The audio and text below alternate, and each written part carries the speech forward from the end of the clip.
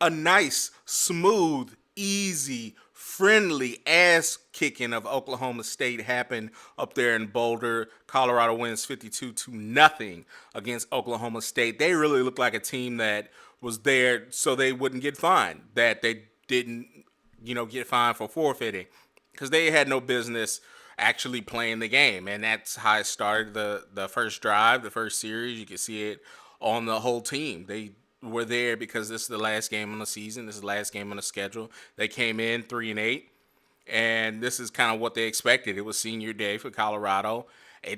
Honestly, it should have been homecoming. Oklahoma State should have been homecoming. That's, to me, in my eyes. I wish this game was the week before, so going into Kansas, they would have been more locked in. But I mean, it is what it is. Colorado takes care of business, 52-0. Shedeur, 34 for 41, went for 438 yards, 5 touchdowns, and that interception was stupid because it was just forced. They were trying to get Travis more stats, kind of like his last statement game before, the Heisman season kicks in. But Shedeur got his Johnny Unitas award before the game even started. He became the most passing. He got the most passing yards in Colorado history. So he came in, with just playing with house money, broke the record within 40 yards, and then they wanted to make sure they got Travis some touches. He finished, him and LeJontay, but Travis finished with 10 receptions, 116 yards with 3 touchdowns, 11.6 average. But I mean, the team just wasn't in it. There was nothing in that game. It was no, he could have went for 5, 6 touchdowns. I don't think it would have changed any Heisman voters' mind. I think the Heisman is his. The main thing going into it, they just assured that he was eligible for the Heisman. If you notice, if you go back to last year, a lot of people thought Jaden Daniels was out of the Heisman race because LSU had 3 losses. That didn't stop or prevent him. They gave him the Heisman anyway.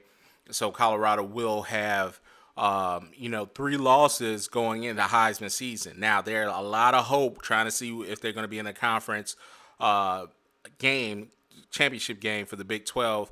There's a lot of stuff that has to happen tomorrow. We'll recap it. But for right now, they've done their part. They've won, and they need 2 out of the 3 teams to lose.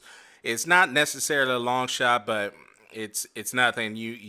It's a for certain thing. So they need BYU to lose. They need Arizona State to lose, or they need Texas Tech to lose. So in all those scenarios, 2 out of those 3 have to lose, and it is what it is. If that happens, they go to the conference championship game. If not, they'll finish the regular season 9-3 and go to a really good bowl game. I don't know what the college football playoff committee is going to do. I do know that they have stated and been on record they want to put the best games on television. They've said that in the last few weeks. Does that include a 25 ranked Colorado team in the country? I don't know. I will say the ranking, to me, I think they need to take into account.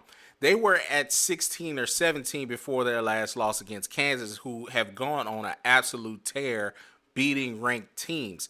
They became along at the right time. And again, Kansas was really good throughout the year. They just lost close ball games. So how much are they going to weight that against Colorado? They just had a late loss. If they had that loss early in the year, if their 3 losses were out of the way, and then they started going on this winning streak and ended today, what will their ranking be?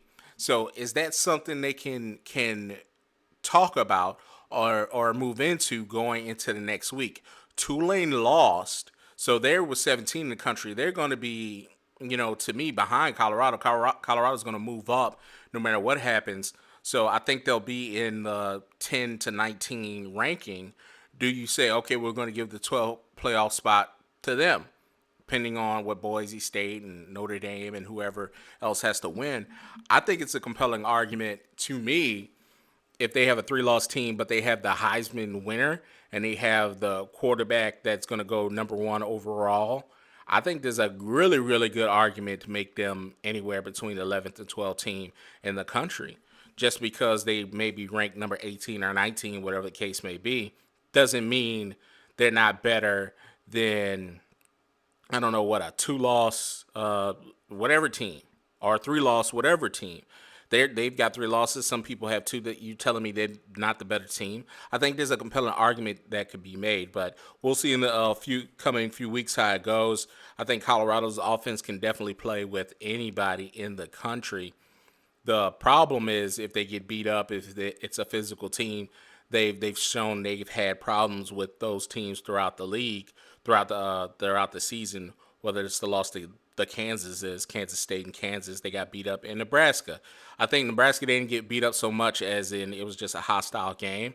But if it's just a skill game, man, they can throw the ball and they can try to be balanced and match a lot of the physicality of the teams. I think they'll be right up there. So we'll see. I'm not saying they should go over a 3-loss Alabama team, but I definitely think if Alabama gets in and there's a 12th spot available and you're trying to think, okay, what other team could there be? You're not putting Memphis in just because they beat Tulane. You're not. Tulane could go on and win the conference championship for them, but you're not going to put them in. I would put Colorado over one of those random teams that have 3 losses or 2 losses. So I really think we got a lot to see. If they get in the conference championship game, they could theoretically just have their own destiny in their hand and go in the college football playoffs. But again, that's not necessarily likely. But if it does, boom, I think that'll have no bearing on the Heisman watch. Even if they get in the conference championship, they lose that game and say they go 9-4.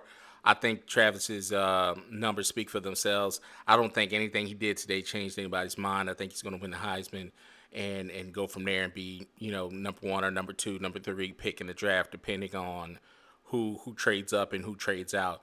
I don't think Jacksonville Jaguars, if they get the number 1 pick, will trade that unless they get number 2 or number 3 where they're sure to draft the top skill player, period. I don't think they're moving on at all from Trevor Lawrence. So it should be an interesting time. Y'all let me know what y'all think in the comments below if I'm tripping or not, but it's been a pleasure to cover this segment all throughout the season. Really has. It's been one of the better football teams to follow. So we'll see if they're in the conference championship or they're in a fantastic bowl game. Maybe they'll get in the college football playoffs. Stay tuned. Heritage Sports.